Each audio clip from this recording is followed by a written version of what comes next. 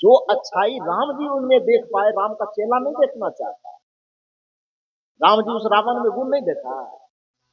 यदि गुण नहीं देखा तो उसके मृत्यु के उपरांत लक्ष्मण को शिक्षा के लिए क्यों भेजा? लक्ष्मण जी तो कह रहे थे कि वो तो दुश्मन है, उसके पास हम क्यों जाएंगे। लेकिन राम का व्यापक दृष्टिकोण देखिए, राम का उदार हृदय देखिए, राम का उदार चरित्र देखिए। श्री राम कहते हैं, अरे जब तक वो जिंदा था तब तक वो मेरा विरोधी था, तब तक वो मेरा दुश्मन था। लेकिन अपने दृष्टि को इतना व्यापक करो कि अपने दुश्मनों में भी यदि अच्छाई हो, अपने दुश्मनों में भी गुण हो, तो उससे गुण लेने में हिचक नहीं करना चाहिए, उसके सामने जाकर के मत। इस राम जी ने अभी अभी रावण को मारा है। पूर्वाग्रह से ग्रस्त नहीं होने के कारण, मोह से, वैर से, विरोध से दृष्टि बाधित नहीं होने के कारण अभी तुरंत मार करके जिसको गिराया है, उसमें भी कोई विशेषता, कोई गुण है, तो उसके सामने भी अपने लोगों को कहा जाए कुछ सीख लो, ऐसा आदमी दोबारा फिर मिलेगा। तो जो श्री राम अपने भाई को उस रावण के चरण में झुकने के लिए कह रहा है, और आज जो अपने आप को कहता है हम राम के भगत हैं, तो रावण में एक अच्छाई देखना चाहता है। मैंने कल भी कहा, रावण यदि एक गलती सिर्फ न करता, सीता मैया का अपहरण न करता, तो राम जी से और कोनो तरह से दो दो हाथ कर लेता, आगे पटक देता कि जो करना था वो करते था। छल कपट परपट जो करना था, साम दाम दंड भेद राजनीति में सब चलता है। वो भी राजा थे, ये भी राजा थे अपना। राजनीति में और जो काम उनको कर लेना था, कर लेना चाहिए था। उनके जीवन का सबसे बड़ा मिस्टेक, सबसे बड़ा भूल यह हुआ कि युद्ध में उस स्त्री को नहीं घसीटना चाहिए था, नहीं खींचना। यदि इतना सा काम रावण नहीं करता, तो आप पूरे इतिहास में रावण की एक भी गलती को ढूंढ करके दिखा देंगे तो फिर आप जो कहेंगे वो हम मानने के लिए तैयार हैं। क्योंकि कहा जाता है कि दुनिया में कोई भी व्यक्ति, यदि भाई चाहेगा ना, कोई भी बहन, कोई भी स्त्री यदि भाई की खोज करेगा, तो किसके जैसा खोजेगा? रावण के जैसा खोजेगा। और चीज में वो चाहे जो हो जाए, लेकिन एक भाई होने के लिए रावण वाला गुण, एक बहन के लिए भाई में रावण वाला गुण होना आवश्यक है। क्यों क्यों आवश्यक है? क्योंकि बहन के इज्जत पर, बहन के प्रतिष्ठा पर यदि आंच आता हो, उस आंच देने वाले के सामने में रावण जान रहा था कि मेरा सर्वनाश हो जाएगा, मेरी बदनामी होगी। चार वेद हम पढ़े हैं, छह शास्त्र पढ़े हैं, शिव के बड़े भक्त हैं हम, मेरी भक्ति, मेरा भजन, मेरा साधना, मेरा तपस्या सब नष्ट हो जाएगा। लेकिन सब चीज विनष्ट हो जाएगा यह जानने के बावजूद भी अपने बहन की इज्जत बचाने के लिए, अपने बहन की प्रतिष्ठा के सामने लड़ने के लिए, अपना विनाश जानने के बावजूद भी जो चट्टान की तरह खड़ा हो जाए, उसको रावण कहा जाए। यही नहीं किया गया। इसने हमारी बहन के साथ छेड़खानी किया, उसको हम छोड़ेंगे नहीं, सामने वाला कितना बड़ा हो देख लिया जाए, मार देगा कि मर जाएंगे देखा जाए। तो अपने बहन की प्रतिष्ठा पर जो भाई अपने जीवन के सर्वस्व को कुर्बान कर दे, ऐसा भाई दुनिया का कौन सा बहन नहीं चाहेगा? चाहेगा कि नहीं चाहेगा? लेकिन उसमें हम एक भी अच्छाई देखना नहीं चाह रहे।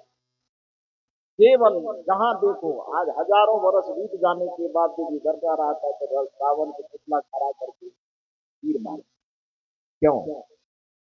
कारण सिर्फ इतना है कि उसके प्रति केवल नफरत भरी गई।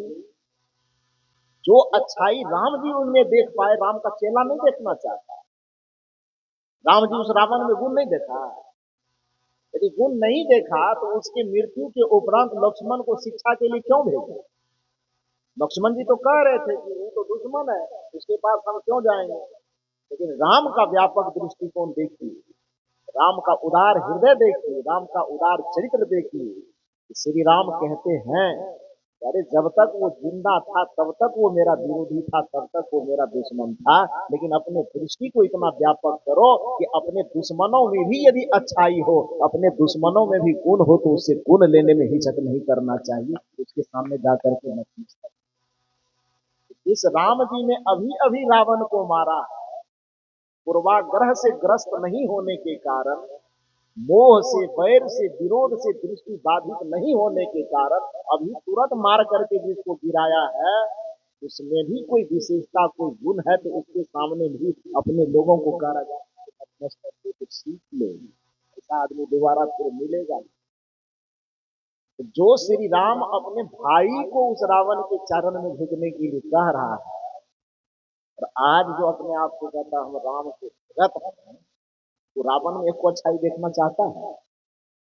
क्यों नहीं देखना चाहता? क्योंकि ईर्ष्या और नफरत की पूर्वाग्रह से उसके मस्तिष्क को भर दिया गया। हनुमान को बंदर बना करके छोड़ा गया। हनुमान जी बंदर थे, वही तो वाल्मीकि रामायण थे। हनुमान जी बंदर नहीं थे, हनुमान जी वानर थे। वानर, वन में रहने वाला नर बराबर वानर। अपने छत्तीसगढ़ की भाषा में जिसको मूल निवासी कहिए, आदिवासी कहिए, झारखंड, छत्तीसगढ़, केरल, कर्नाटक इत्यादि जितना दक्षिण भारत की ओर बढ़ते चले जाएंगे, जंगल में रहने वाले, वन में रहने वाले लोगों की संख्या बढ़ती चली जाएगी। बढ़ेगी कि नहीं बढ़ेगी? जंगल में जो पूर्व में लोग रहते थे, उसको कुछ लोग मूल निवासी कह करके जानते थे, कुछ लोग आदिवासी कह करके जानते थे, कुछ लोग वनवासी कह करके जानते थे, और कुछ लोग वानर कह करके जानते थे। वानर का सीधा सा अभिप्राय होता है वन में रहने वाला नर। जो वन में ही जिसका जीवन यापन होता हो, स्त्री है तो वानरी कहलाएगी, और पुरुष है तो वानर कहलाएगी। उस जंगल में रहने वाले किसी एक व्यक्ति के अंदर जब प्रतिभा का विकास हुआ, जिसको हम हनुमान कहते हैं, जिसको हम जामवंत कहते हैं, जिसको हम जटायु कहते हैं। जटायु बेचारा है गृद्धकूट पर्वत के राजा है। गृद्धकूट पर्वत के राजा होने के कारण अब गृद्धकूट से बनाते बनाते बनाते बनाते मिटाते मिटाते तो गृद्धराज है। गृद्धराज अब बना क्या दिया? गृद्ध रहने का है, गृद्धकूट आए, गृद्धराज को मिटाते मिटाते एकदम आ गए, समेटते समेटते लपेटते लपेटते क्या बना दिया? गृद्धराज। बानर को, वन में रहने वाला आदिवासी समाज में भी कोई व्यक्ति एकदम प्रतिभा संपन्न हुआ, धर्म संपन्न हुआ, ज्ञान संपन्न हुआ, चरित्र संपन्न हुआ, ब्रह्मचर्य का पालन करके पूरी दुनिया को अपने तेज से प्रभावित किया, तो ये कैसे स्वीकार हो सकता है कि गरीब के घर में इतना प्रतिभा संपन्न व्यक्ति है? उसको लपेटना, लपेटते लपेटते लपेटते लपेटते बानर से धीरे धीरे क्या बना दिया? बंदर बना दिया। अब पुछड़ी लगा दिया, मुंह फुला दिया, और पूरी दुनिया में चौराहे चौराहे पे मुंह फुला करके पुछड़ी लगा करके दिखा दिया, उसकी मूल व्यक्तित्व को नष्ट करके। जबकि हनुमान की पहचान क्या थी? अरे आप लोग को हंसी आ रही है, ये मेरा बात उठपटांग तो नहीं लग रहा है? हनुमान जी का यदि आप उसका आधार कार्ड ले सकते, पता नहीं हनुमान जी के समय में आधार कार्ड होगा कि, लेकिन उस शास्त्रों में जो उनका आधार कार्ड दिया हुआ है, उनकी पहचान, उनका पहचान पत्र जो दिया हुआ क्या है? हनुमान चालीसा से आप थोड़ा सा निकालिए। हनुमान जी की दो पहचान। पहला क्या? जय हनुमान ज्ञान गुण सागर, जय कपीस तिहु लोक उजागर। ये हनुमान जी का पहचान पत्र है। ये पहचान पत्र को कबीर पंथी को नहीं दिया कि हनुमान जी के भक्तों ने, हनुमान जी के चरित्र को लिखने वालों ने, जो भी उस मार्ग के अनुगामी होंगे, उसने हनुमान जी की पहचान बनाई। जय हनुमान ज्ञान गुण सागर। ज्ञान इतना है, गुण इतना है कि उसकी तुलना पोखर और तालाब से नहीं की जा सकती। उनके ज्ञान की, गुण की, चरित्र की, सुधाचरण की तुलना किससे की जा रही है? सागर से। सागर में क्या होता है? पोखर। सागर मतलब जिसमें इतना राशि, इतना जल भरा हुआ हो, इसके न ओर न छोर, न माप तोल उसका कुछ न की जा सके, उसको सागर कहते हैं। विशाल, इतना कि अथाह, अनगिनत। जय हनुमान ज्ञान गुण सागर। इस हनुमान में ज्ञान गुण चरित्र सब सागर के जैसा समाया हुआ है। जय कपीस तिहु लोक उजागर। उजागर मैंने क्या होता है? प्रकाशित। जिसका चरित्र तीनों लोकों में फैला हुआ है, जिसकी गुण गाथा पूरे तीनों लोकों में गाए जाते हैं, उसको बंदर बना देना ये कहां से जाएगा? कौन दृष्टिकोण से ठीक लगे? बल के मामले में हनुमान जी की पहचान है, उसका पहचान पत्र फिर दूसरा निकालिए तो उसका पहचान पत्र दिया जाता है, रामदूत अतुलित बल धामा, अंजनी पुत्र पवन सुत नाम। बल के मामले में इतना बलवान है, उसके बल की तुलना दुनिया में किसी से नहीं की जा सकती, इसलिए अतुलित बल धामा। अतुलित जिसकी तुलना न की जा सके उसको अतुलित कहा। तो बल के मामले में अतुलित है, ज्ञान और गुण के मामले में सागर है। वाल्मीकि रामायण में प्रसंग आता है कि जिस समय हनुमान जी से प्रथम मुलाकात होती है राम जी की, कि हनुमान जी सुग्रीव के प्रधानमंत्री, किष्किंधा के प्रधानमंत्री, प्रधानमंत्री के गंदर होता है, काउंट्री देखने के लिए आएगा। किष्किंधा राज के प्रधानमंत्री का क्या नाम है? हनुमान जी। जो उसका सीएमओ था, सीएमओ समझते हैं? राज्य में सीएमओ होता है और केंद्र में पीएमओ होता है। तो पीएम के लिए कोई भी कार्यक्रम तय करता है संगठन को पीएमओ कहा जाता है। तो किष्किंधा राज्य में जो राजा तो सुग्रीव थे, लेकिन उस सुग्रीव का जो एकदम पीएमओ था, जिसके निर्णय से पीएमओ में कोई साधारण बुद्धि वाला नहीं जाता है, जो टॉपर ग्रेड का आईएएस होता है, यूपीएससी पास करने के बाद जिसका एकदम हाईएस्ट रैंक आता, नंबर 1 रैंक छाटा हुआ है, वो जाकर के पीएमओ में बैठता है। नेता को क्या पता है कि देश कैसे चलेगा? वो तो अंगूठा छाप होता है, खाली नारा लगाने में, पोस्टर चिपकाने में रहता है। देश को चलाने का काम नेता नहीं करता है। यहाँ से घोषणा कर दिया कि 1,000 करोड़ दिए थे, जिंदाबाद जिंदाबाद। 1,000 करोड़ कौन खर्चा करवा रहा है? सूखे में लिखा है। वो आईएएस में पूरे देश को कोई नेता नहीं चलाता, वो आईएएस रैंक का व्यक्ति चलाता है। तो सोचिए कि आईएएस रैंक का जो टॉप ग्रेड का आदमी है वो पीएमओ में होता है। तो जब किष्किंधा राज्य के राजा थे सुग्रीव जी, और उसके पीएमओ में जितने लोग शामिल थे उसमें जामवन और हनुमान, लेकिन नहीं थे, तो पीएमओ में बंदर जाता है। आगे कितना खिलवाड़ है ये इतिहास के साथ, कितना खिलवाड़ है ये मानवता के साथ, और कितना खिलवाड़ है उस जटायु के व्यक्तित्व के साथ, हनुमान जी के व्यक्तित्व के साथ। और यदि यह बात लोगों के सामने यदि कहा जाए, फिर वही लोग नारा लगा के बहुत कबीरपंथी सके उखानते रहे, निंदा करते। अच्छा, ये हनुमान जी की निंदा है कि उसकी प्रशंसा है? आप लोग थोड़ा बढ़िया से बताइए। जो बातें आपसे कही जा रही है, ये हनुमान जी की निंदा करना हुआ कि हनुमान जी के व्यक्तित्व की का मूल्यांकन करना है? मूल्यांकन हुआ नहीं। ये जटायु का निंदा कहाँ करना है? निंदा इसको नहीं कहा जा, निंदा तो वह कर रहा है जो हनुमान जी को मंदिर में मुंह फुला के पूछ लगा के खड़ा कर। निंदा वह कर रहा है जो जटायु को गिद्धराज न रहने दे करके उसको गिद्धराज बना दे। खैर, प्रसंग मेरा दूसरी तरफ चला गया। मैं मूल रूप से इतना सा कहना चाहता था कि यदि किसी की मानसिकता पूर्वाग्रह से ग्रस्त होगा, बैर या मोह से ग्रस्त होगा, तो सच्चाई को हम नहीं जान सकते। चाहे वो कबीर साहब के प्रति हो, चाहे बुद्ध के प्रति हो, चाहे महावीर के प्रति हो, किसी के प्रति। तो कबीर साहब जैसे महापुरुष ने, बुद्ध जैसे महापुरुष ने, नानक जैसे महापुरुष ने इस दुनिया को धर्म अधर्म, पाप पुण्य, नैतिकता अनैतिकता, सदाचार कदाचार, इसको स्पष्ट तरीके से समझाया।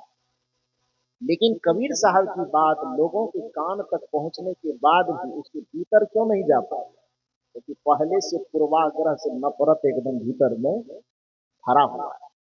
कबीर कुछ नहीं मानता है, नास्तिक, न देवी मानता, न देवता मानता, न भक्ति मानता, न धर्म मानता, न कर्म मानता, खाली सबकी आलोचना है। कबीर साहब के चिंतन में खाली आलोचना दिखाई देता है। कैसे भाई? होती पढ़ी पढ़ी जग मुआ, पंडित भया न को, भाई आखर प्रेम का पढ़े से पंडित हो। इसमें आपको कबीर साहब का कोई करुणा प्रेम नहीं झलक रहा। कबीर साहब यदि यह कहते हैं कि बोली तो अमोल है जो कोई बोले जान, ये तराजू तौल के तब मुख बाहर आन, इसमें कबीर साहब की कोमलता आपको नहीं झलक। यदि कबीर साहब यह कहते हैं कि जहां दया तहां धर्म है, जहां लोभ तहां पाप, जहां क्रोध तहां काल है, जहां क्षमा तहां आप, इसमें कबीर साहब का कुछ न्याय धर्म सत्य नहीं दिखाई दे रहा है। सांच बराबर तप नहीं, झूठ बराबर पाप, जाके हृदय सांच है ताके हृदय आप, इसमें कबीर का संदेश, कबीर का ज्ञान आपको नहीं झलकता है। आपा तजे हरि भजे, नखसिक तजे विकार, सब जीवन से निर्वैर रहो, साधु मता है सार, इसमें कबीर साहब का दर्शन नहीं झलकता है। क्यों नहीं देखना चाहते? इसलिए कि आपके दिल और दिमाग में नफरत का पूर्वाग्रह पहले से भर दिया गया है। कबीर साहब की बात यदि आपको नहीं सुनाई पड़ रही है, तो जिनकी बात सुनाई पड़ जाती है आपको, उसी महापुरुष से पूछ लीजिए कि पाप पुण्य है क्या और पाप पुण्य रहता क्या। किससे पूछना चाहते? तुलसीदास जी की बात सुनाई पड़ती है आपको, सूरदास की बात सुनाई पड़ती है।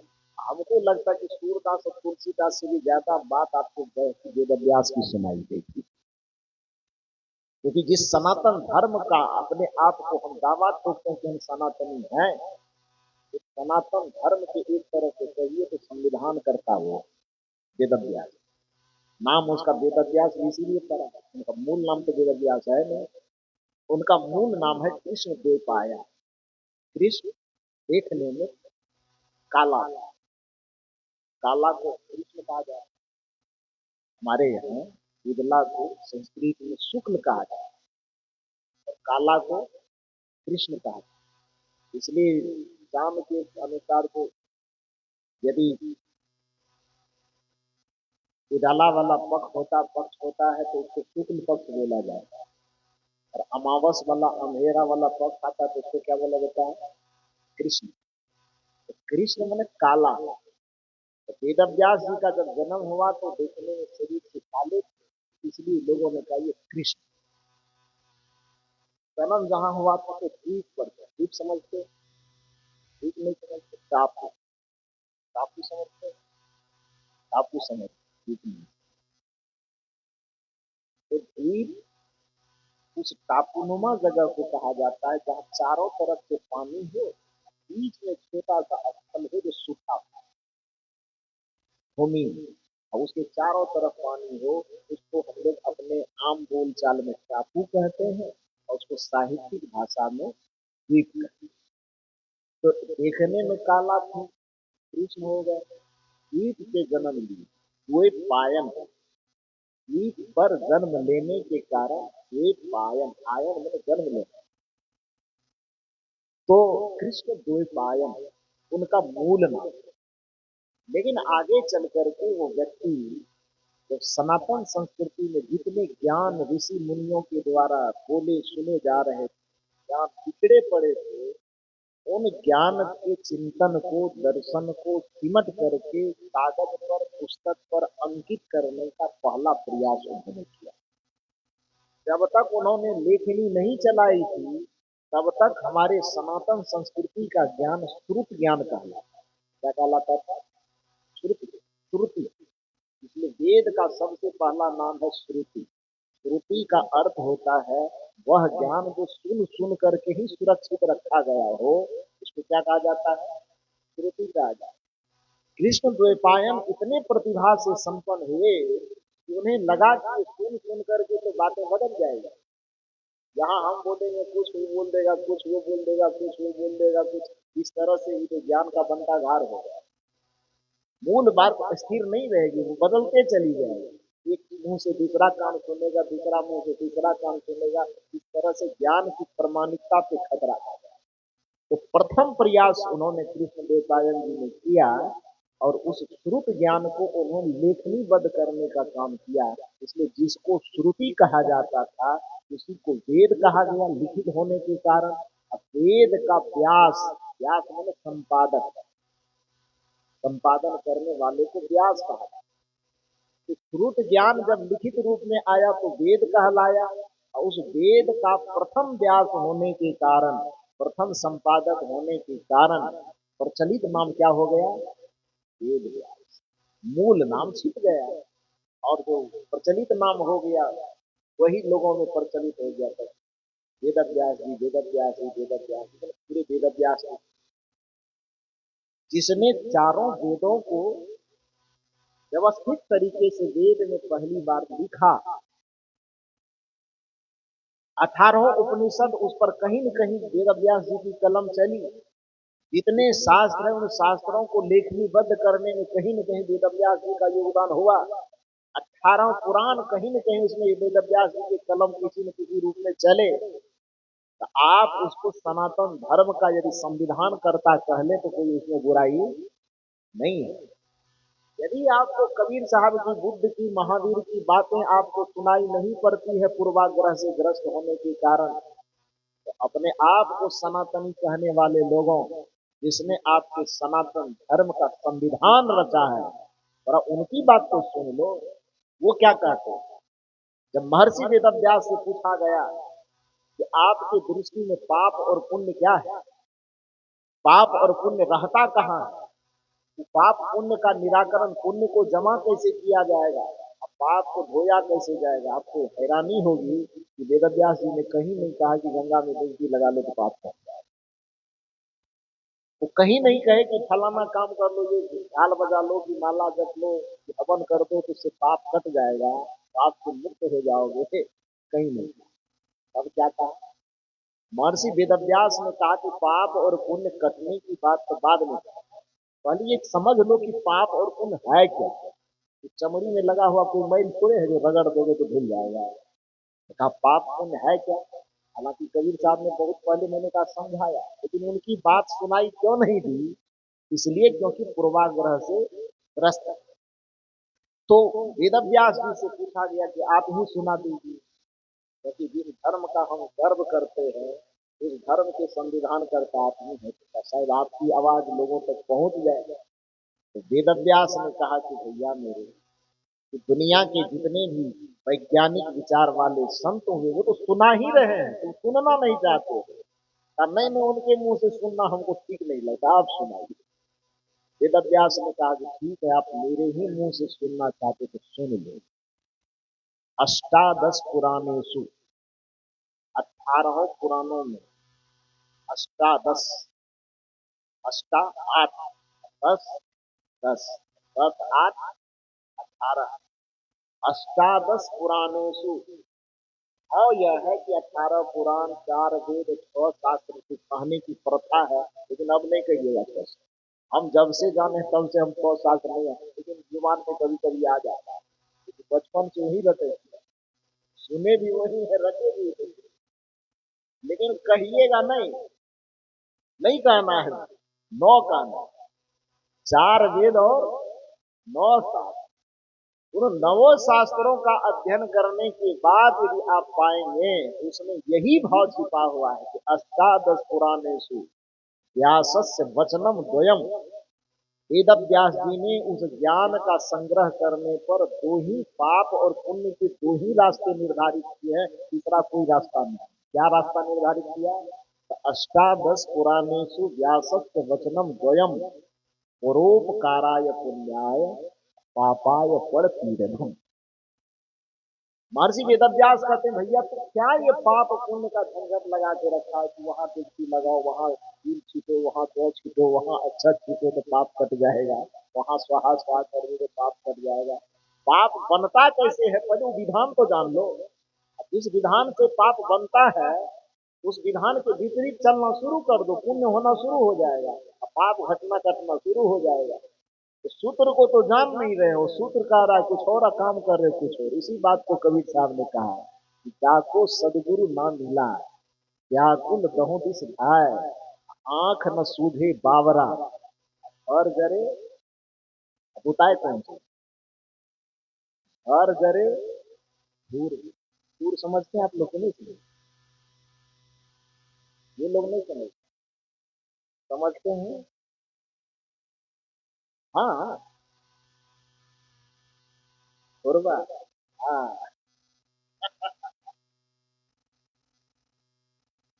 कबीर साहब कहते हैं घर जरे जल रहा है घर, पानी कहाँ डाल रहे हो? घुरवा पे पानी डाल रहे हो। तो घुरवा पर पानी डालने से घर की आग कैसे बुझेगी?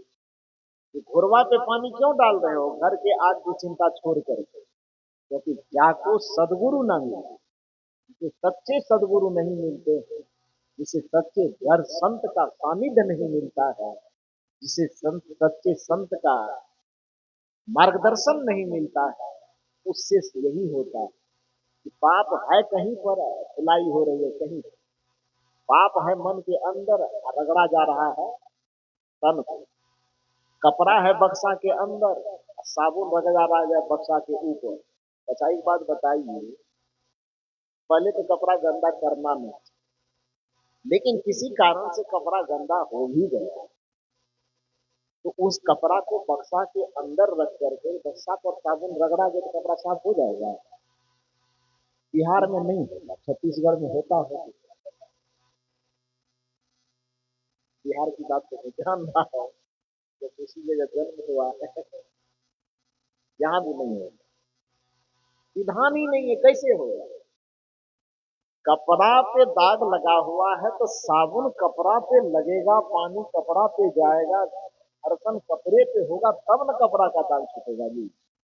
कोई पागल होगा, कोई बेवकूफ होगा जो गंदे कपड़े को बक्सा के अंदर रख करके या बक्सा पे साबुन रगड़े, पानी छीटा मारे और कहे कि कपड़ा साफ हो गया, तो ये इसको जिस तरह से महामूर्खता कहा जाएगा, उसी तरह से पाप और पुण्य का जो बीज होता है वह हमारे विचार में होता है। पाप और पुण्य का जो बीज होता है वो हमारे संस्कार में होता है। पाप और पुण्य का जो बीज होता है वो हमारी बुद्धि में होती है। पाप और पुण्य का जो बीज होता है वो हमारे मन में होता है, और ये मन बुद्धि विचार और संस्कार हमारे शरीर के अंदर रहता है, लेकिन गंगा में डुबकी लगाने पर हमारा तन धोया जाता है, वो मन तक गंगा जी की पहुंच नहीं होती। तो मन जैसे इस शरीर रूपी बक्सा के अंदर है, कहीं पर हम डुबकी लगाएंगे तो रगड़ेंगे किसको? बक्सा को रगड़ेंगे कि अंदर वाले? वो अंदर तक हाथ कैसे पहुंचे? अंदर तक वो पानी कैसे पहुंचे? कदाचित गंगा मैया कहे अच्छा बच्चा तू पाप धुलवाने आया है, तो जहाँ पाप बैठा हुआ है वहां हम जाना चाहते हैं, मांग मार के डुबकी लगाओ। गंगा मैया कहे कि नहीं, जहाँ पाप है वहां हम पहुंचना चाहते हैं। आपके नाक से कान से आंख से मुंह से सब गंगा जी अंदर जाना शुरू। क्या हाल है आपका? आप कहें कि नहीं नहीं, नाक के अंदर नहीं जाए, गंगा मैया कहती पाप धुलवाने, तो पाप तो वही है जहाँ हम जा रहे हैं। क्या हाल होगा?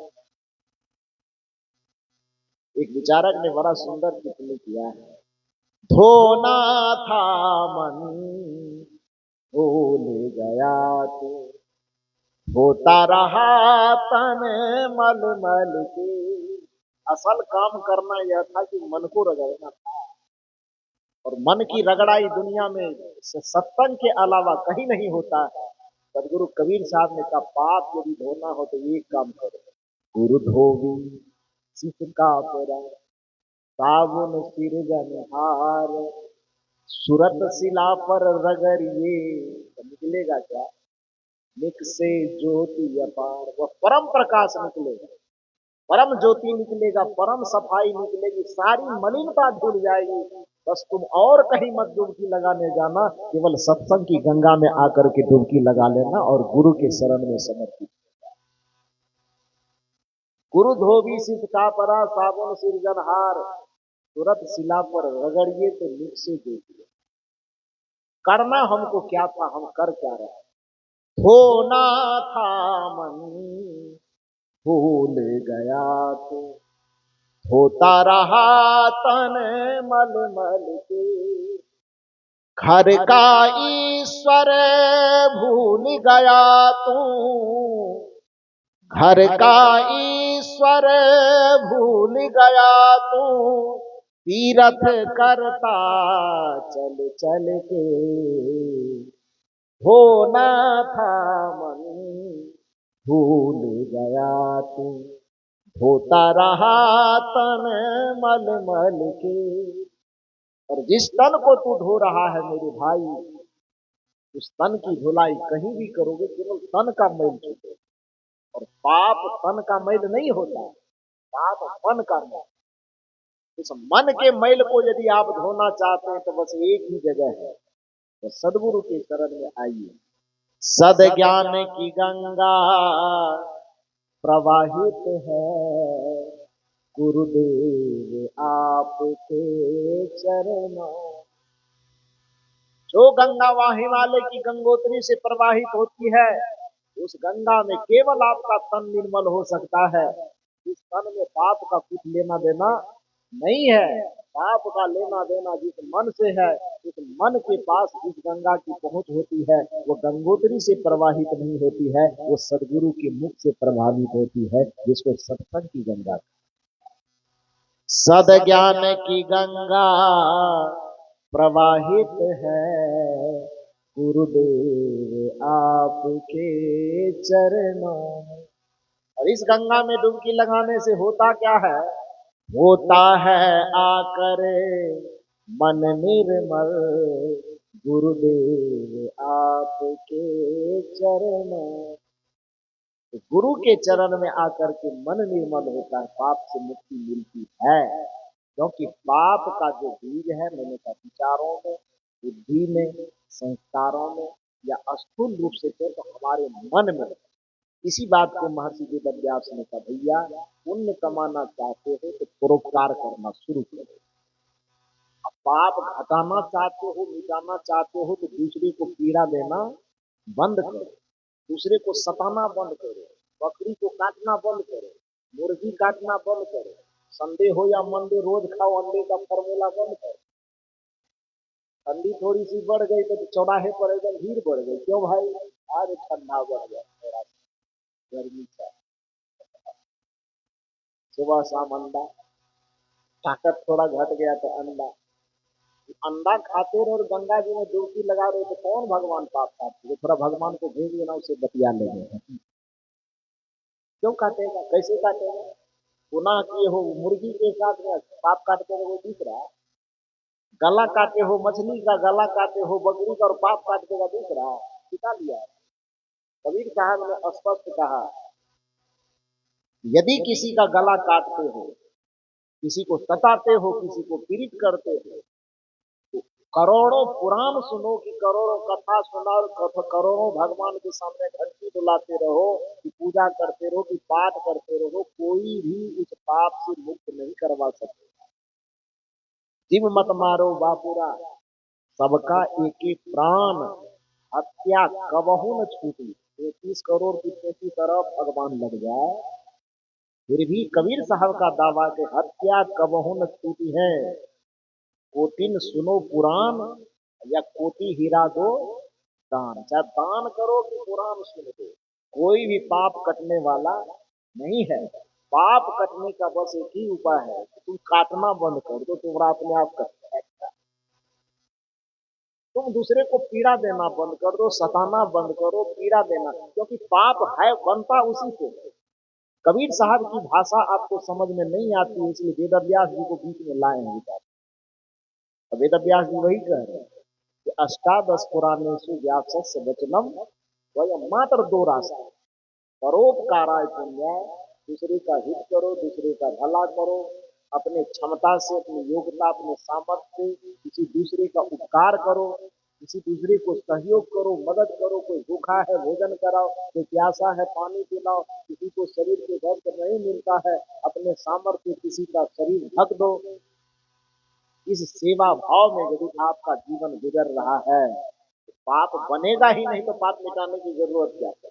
और कदाचित जाने अनजाने कुछ भूल हो भी गई है पूर्व में, तो यही एक ऐसा उपाय है जो करने से आपके पूर्व के जो किए गए पाप हैं धीरे धीरे धीरे धीरे घटेगा।